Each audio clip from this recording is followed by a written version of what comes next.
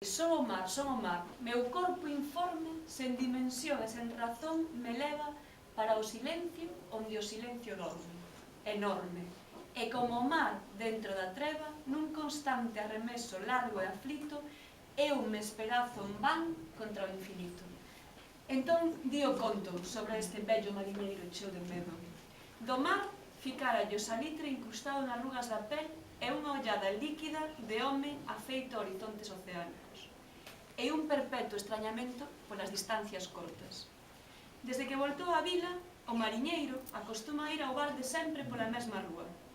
Pasou moito tempo ata que os veciños e visitantes se afixesen a aquel home de case 2 metros que camiña con un lixeiro bamboleo.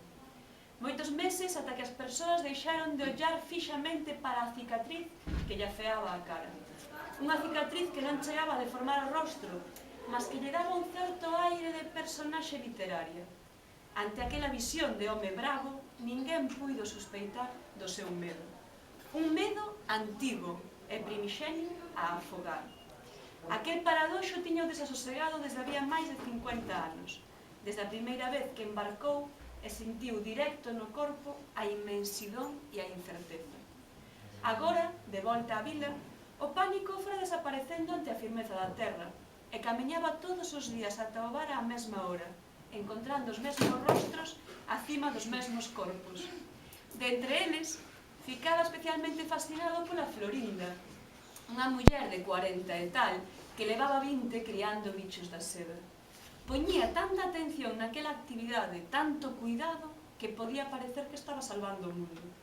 Mas apenas criaba bichos da seda polo prazer de ver as mudanzas, o ciclo vital rutinario daqueles insectos facían acreditar en que algo tiña sentido, en que existía algo seguro na vida.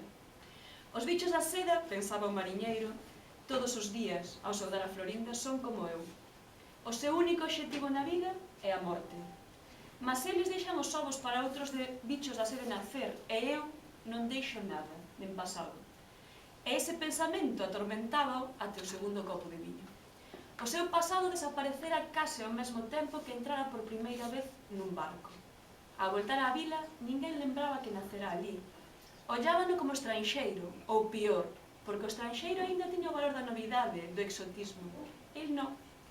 El era moi antigo e ninguén daba por iso. Non tan antigo como para ser doutro tempo e, por tanto, histórico, atractivo. Non, era apenas vello. Vivira nun mundo que xa non interesaba a ninguén e fuxira del antes de ser nel. Por iso, agora, a volta xa non era unha volta, nen unha chegada, apenas un deslocamento físico. Chamábanlle o mariñeiro, sen máis adxectivos nen sobrenomes. Esquecéranse tanto del que agora non querían aprender algo novo que lembrar. Mas o mariñeiro tiña un nome, un sobrenome e mesmo un número de identidade que o colocaba no mundo. Un enderezo onde morar, unha data de nacimento e unha familia remota que incluía unha esposa voluntariamente esquecida. Se ninguén se interesaba, el tampouco. Voltara á vila para morrer tranquilo, en terra firme. Os compañeiros contaban que non podían abandonar o mar. Os que o facían voltaban en pouco tempo mortos de saudades do vaivén e do horizonte móvil que lles transformaba a ollada. El non sentía aquela falta. Aínda acordaba polas noites entre o susto e o alivio, pensando en que xa tiñan parado os motores e aportado. Demoraba uns bons 10 minutos en situarse de novo na casa e agradecer a seca e a firmeza. E agradecía moito máis sentir a falta de medo, a ausencia daquel pánico que o perseguira silencioso por máis de 50 anos confortaba. Aínda que aquel terror ancestral de quen sabe que o mar é dono e señor ficara tatuado na súa pel para sempre. Non sentía saudades do abolar nen das longas noites que partillar cos homes cada vez máis novos. El permanecía sempre en canto os compañeiros ian mudando, os outros sempre máis novos, el sempre máis vello. Lembraba con dificultade unha época en que mantiña longas conversas cos outros, escutando as historias de vidas correntes, cotidianas, marcadas nalgún momento por un destino implacável e inamovible, como todos. Lembraba ter consolado homes bravos que choraban como meninos as saudades da esposa e que despois fuxían del envergoñados. Lembraba terse condoído doutros que ficaban desamparados ante a noticia tardía e a deshora da morte do pai ou da mãe. Lembraba ter repetidas por bocas diferentes as mesmas noticias dos primeiros pasos dos fillos, ou asomar unhas mal disimuladas lágrimas ante a navidade do fillo dicer papai. Mas tamén lembraba que esas conversas nocturnas se evaporaban polo día entre os gritos rudos de traballadores que saben que a súa vida depende de cada xesto dos outros, e a vida dos demais dos seus propios xestos. Co tempo que as conversas mermaran, fora acabando o seu entendemento, cada vez máis sordo para escuitar as súas voces entre o barullo dos aparellos e o mar. Cada vez máis difícil de entender a súa lingua, contaminada de todos os idiomas cos que conviveu. Polo que os últimos anos deixou de falar e foi creando a súa fama de mariñeiro, sen nome, sen lembranzas, sen billete de identidade. Se algunha vez confesara o medo a afogar, se algunha desas noites entre choros de saudade e palabras de consolo falara con alguén do terror, as conversas foran esquecidas meticulosa e planificadamente. E o seu medo foi ficando maior e indomável até ocupar cada minuto da súa vida no barco. Era insoportável. Ficaba na cuberta ollando fixamente a escuridade das aguas, imaginando todo tipo de seres monstruosos esperando pola súa agonía. Chegaba a sentir a falta de aire naqueles minutos ollando o mar.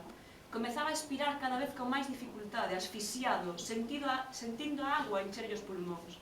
Só era capaz de voltar á realidade cando algún compañeiro, extrañado da súa inmobilidade, ia ao seu lado e golpeaba nas costas entre frases de brincadeira.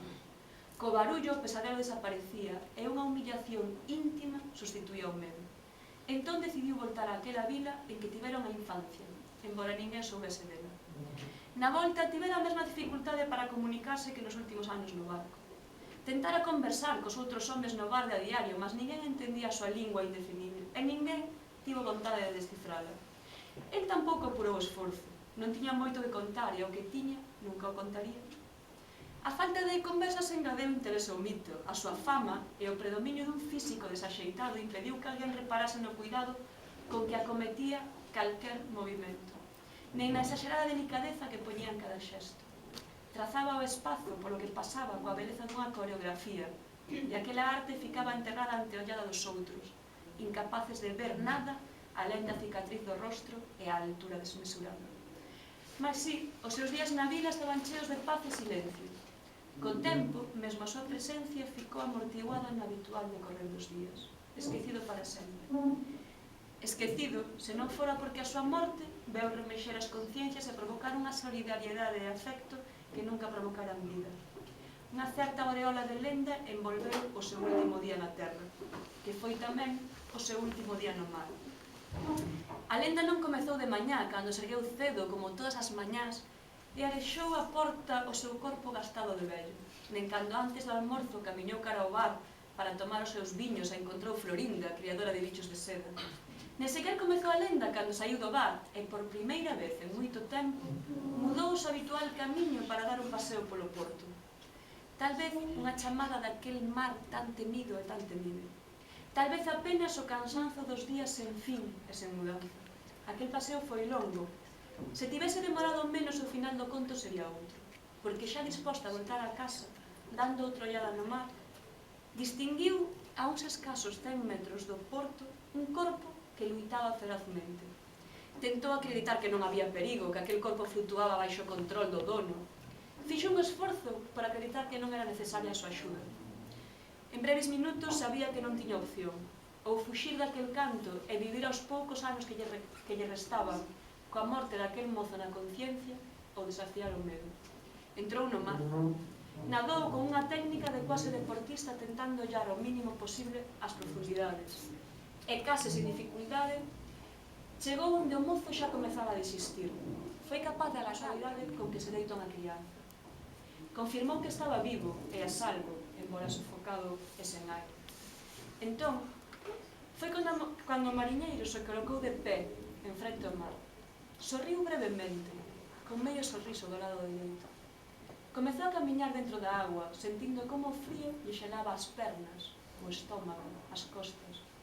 Camiñou sentindo como a agua o ia acariciando de chegar ao pescozo, sentindo como lambía coa súa lingua salgada e se sentía seguro de estar o vencendo. Camiñou até que a agua estivo ao nivel das narinas. Nese momento, tivo a certeza de que de seguir camiñando, a agua entraría nos pulmóns, impedindo de respirar. E todo aquilo que o fixera tremer ano tras ano, por fin acontecería. E camiñou. Cando o seu corpo derrotado voltou ao porto, xa toda a vila o tiña convertido nun heroe. O mariñeiro morreu por salvar o mozo. É un mártir, é un salvador, eu xa sabía, xa vos dicía que ese mariñeiro era boa persoa. A mí saudábame sempre sorrindo e a min convidoume varias veces ao viño. Compadeceranse del porque perdera a vida salvando outra. Fixeran todos os rituais para tornalo máis querido, amigo de todos. Falaran daquela morte horrível que o levara. El, que voltara tantos anos embarcado, tivera que vir morrer afogado no porto, ao lado da casa, a un paso da seguridade. Vendo o seu rostro hinchado e tumescente, imaginaran unha agonía dolorosa e lenta.